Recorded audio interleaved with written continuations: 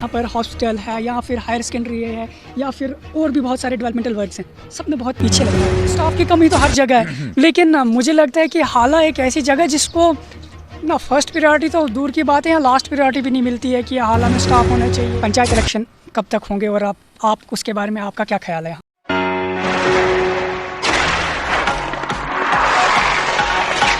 अस्सलाम वालेकुम, आप देख रहे हैं जेके हिल्स पॉइंट और मैं अयाज़ अहमद एक दफ़ा फिर आपकी खिदमत में हाजिर।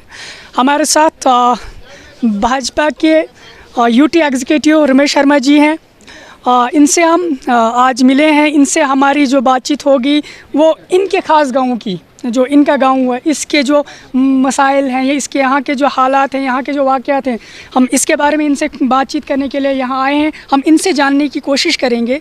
सर, कम से कम 30 से 40 साल से आप भाजपा में काम कर रहे हैं, लेकिन आपके गांव की जो रोड की हालत है इस वक्त, या फिर यहाँ पर हॉस्पिटल है या फिर हायर सेकेंडरी है या फिर और भी बहुत सारे डेवलपमेंटल वर्क्स हैं, सब में बहुत पीछे लग रहा है ये हालत। थैंक यू अयाज साहब, आपने अपना कीमती वक़्त निकाल कर आप मेरे पास यहाँ आए हैं और मुझसे कुछ सवाल पूछ रहे हैं। सबसे पहले अयाज साहब मैं ये बात बताऊँ आपको, ये रोड जो है ये भाजपा ने ही सेंक्शन की है। ये PMGSY में रोड, जब ये शुरू में PWD के अंडर ये रोड था तो ये करोल राजगढ़ रोड था। अब बाद में जब ये रोड वाश हो गया, वो नहीं बन रहा था क्योंकि उसकी जो वहाँ की जो साइल थी वो उसने रिजेक्ट कर दिया था। जो हमारे ये ज्वालॉजी वाले थे, उन्होंने कहा था कि ये रोड नहीं बन सकता। फिर हमने देखा कि इसको थोड़ा ऊपर से हम ले जाएं, तो हमने ऊपर से लेने का मतलब ये नहीं था कि हम हाला ले जाएं, क्योंकि उस वक्त अभी ये नहीं आया था, PMAY की स्कीम नहीं थी, PMGSY की स्कीम।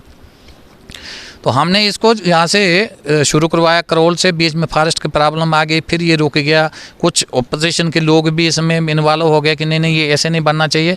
तो कुल मिला के जब ये बाद में PMGSY की स्कीम आई तो उसमें ये सबसे पहली रोड बनी है यहाँ पर हाला में।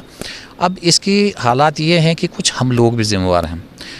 मैंने इस विषय पर एग्जीक्यूटिव इंजीनियर PMGSY उनसे बात की थी, मगर उन्होंने भी इसको कुछ सीरियसली नहीं लिया। फिर मैंने ये डॉक्टर जितेंद्र सिंह जी के ऑफिस में भी वो फ़ोटो भेज दिए हैं। तो मेरा कहने का मतलब ये है कि अब मैं ये चाह रहा हूँ कि 1-2 दिन में मैं DC साहब से मिल रहा हूँ और मैं चाहूँगा कि DC साहब से निवेदन करूँगा कि वो उसको PMGSY के एग्जीक्यूटिव इंजीनियर को भी वहाँ पर बुलाएं और उसको मैं साथ लेकर यहाँ आ रहा हूँ। उसको बताऊँगा कि अगर उसने पेमेंट की तो ये मैं तो उनके खिलाफ़ केस करने जा रहा हूँ कि ये पेमेंट जो है एक्सीजन के जेब से दिलाई जाए। क्यों की है, उन्हें बिना देखे क्यों की है? क्योंकि एग्जीक्यूटिव इंजीनियर को ये चाहिए कि वो जाकर अपनी साइड देखे। अगर साइड नहीं देखी तो उसमें 10% डिपॉजिट और 10% टेस्ट चेक रखा जाता। क्या उन्होंने रखा? नहीं रखा तो पेमेंट कैसे की है, इसके बारे में बात करूँगा मैं। आप काफ़ी जानते हैं कि पहाड़ी इलाका, दूर दूर लोग रहते हैं। हॉस्टल एक बहुत ज़रूरी चीज़ है। हेल्थ एंड वेलनेस सेंटर है ये हमारे पास, एक NO है, एक फार्मिस्ट हैं और एक शायद नर्स है हमारे पास यहाँ पे, लेकिन उनसे तो काम चलने वाला है नहीं।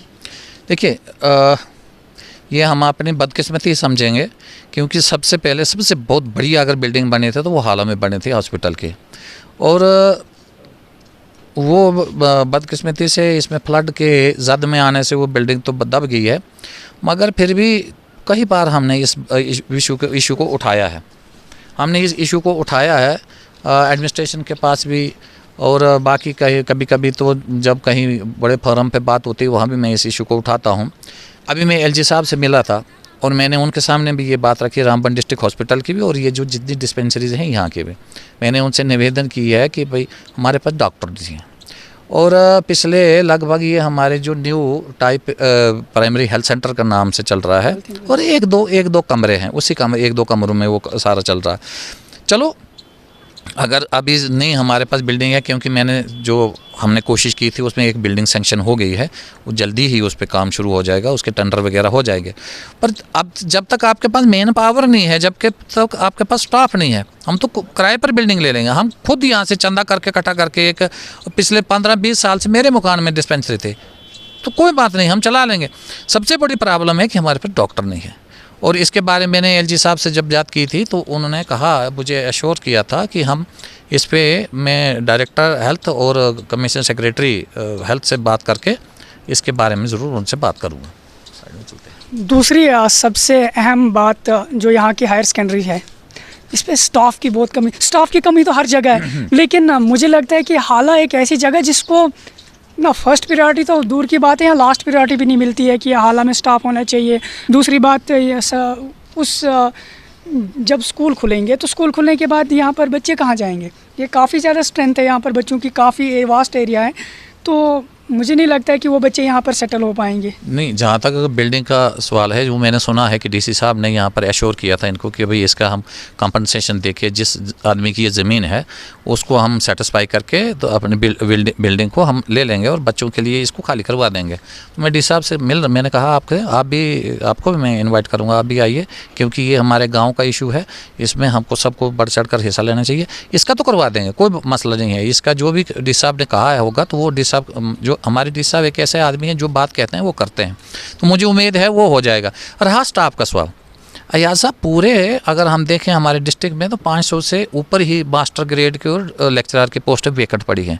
अब मेरे लिए तो जैसा हाला है वैसा ही राजगढ़ है, वैसा ही कंठी है, हमको तो सब एक जैसा, मगर फिर भी कुदरती होता है कि अपने गांव की तरफ थोड़ा ज़्यादा ध्यान रहता है, और उस ध्यान के कारण मुझे, अगर आप बाकियों की तुलना में देखेंगे तो बेहतर है।